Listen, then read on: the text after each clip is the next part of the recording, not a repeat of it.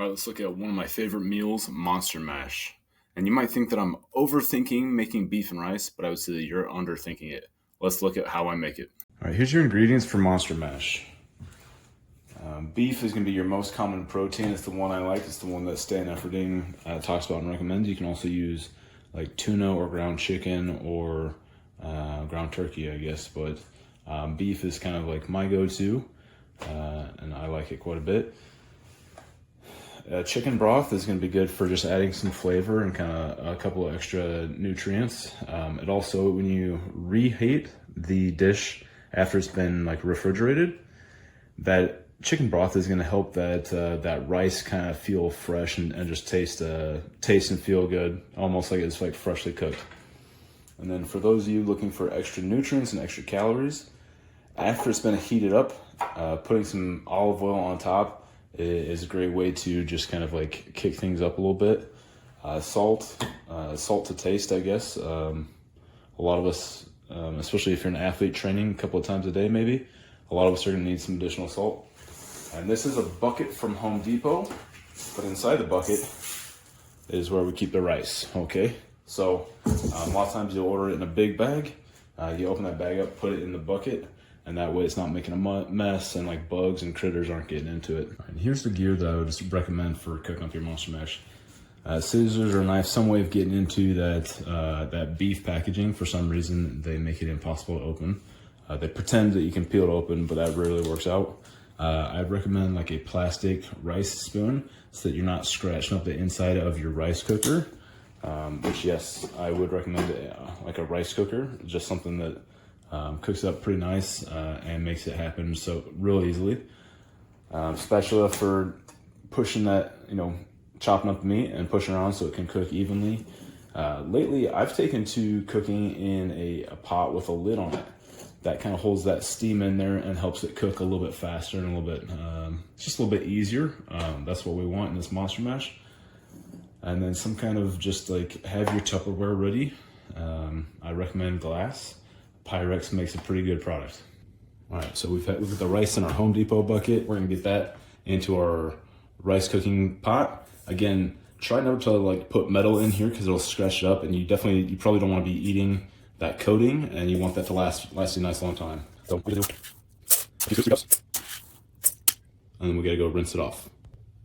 All right, my strategy here is to get water on that rice, spin it around a couple of times, drain that out. I'm gonna do that usually 2 or 3 times. Usually when that water starts to be a little bit more clear is when I'll stick with it. So whatever that powder is, that coating on it, or just rice dust, I don't know if it makes that big of a difference, but when I rinse it off, I'm convinced that the rice tastes a little bit better and feels a little bit better to eat. So I tried it out and I've kind of stuck with it just because it seems to pay off.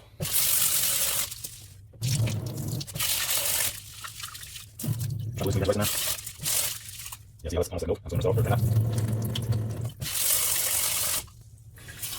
it's not perfect, but it's starting to get pretty clear, so I'm going to call that good.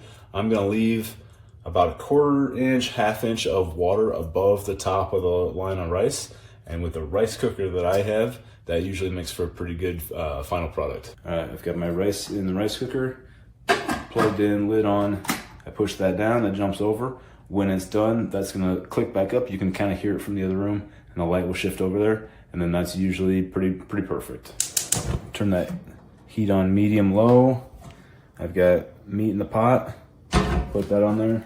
The lid to cover it. Again, I think that's kind of like a hack that I just recently kind of like put together. I was doing it in an open pan for quite a while, but now I'm liking the pot with the lid on top. Seals in some more of that moisture, and it just cooks it faster. And actually, it comes out just a little bit more. I'm not sure even how to describe it, like granular or crumbly. So just smaller little chunks that end up blending with the rice. All right, so our rice is done cooking. Once it's done, I like to get it out of that base pretty quickly, and then I'll pull that lid off. And what that does is it kind of prevents that base that stays hot from kind of like burning the rice on the bottom. So I just let it start airing off and cooling out. All right, and just like that, beef is done. So I'll take that off the heat, I'll do the same thing kind of as the rice, is I'll let it cool off a little bit. I'm not going to be ditching any of the fat from that, so I don't need to worry about straining it. But I also don't want it to like cool off so much that it hardens in the pot and I end up having to do extra scrubbing of it. So I give it a few minutes to cool off, and then I pick it up and I'll kind of like put it in my Tupperware with my rice. So, my rice is cooled off a little bit. The beef is still cooling off, but I'll just get in here.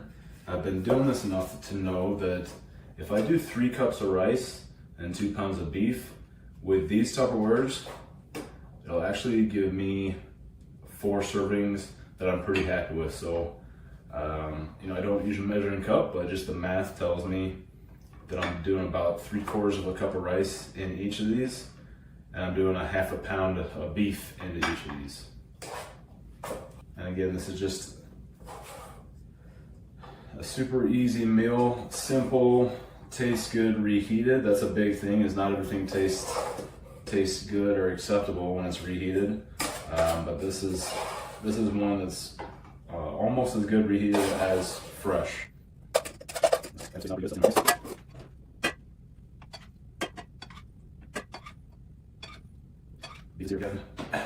a meal I love.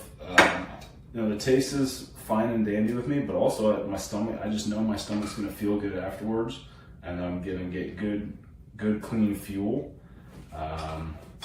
It's something that my kids will ask for at this point. Ask, sometimes demand.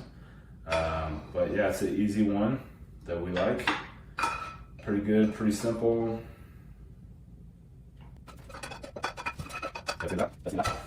And then chicken broth, I'm just gonna throw like, I don't know, I guess you'd call it like a splash, a 1/5 or a 1/6 of a cup in there, something like that. And what that's gonna do is just stay in there and be something that when I reheat it, it adds a little bit of flavor, but that moisture is gonna make everything kind of feel and taste just fresh and new again. So, and then salt if I want it. And then after I heat it up, if I am needing extra calories or extra nutrients, right at the very end, I'll pour some extra virgin olive oil on it right before consuming. So that's Monster Mash. Thanks to Stan Efferding for kind of showing us the way. That's how I make it. Hope that helps.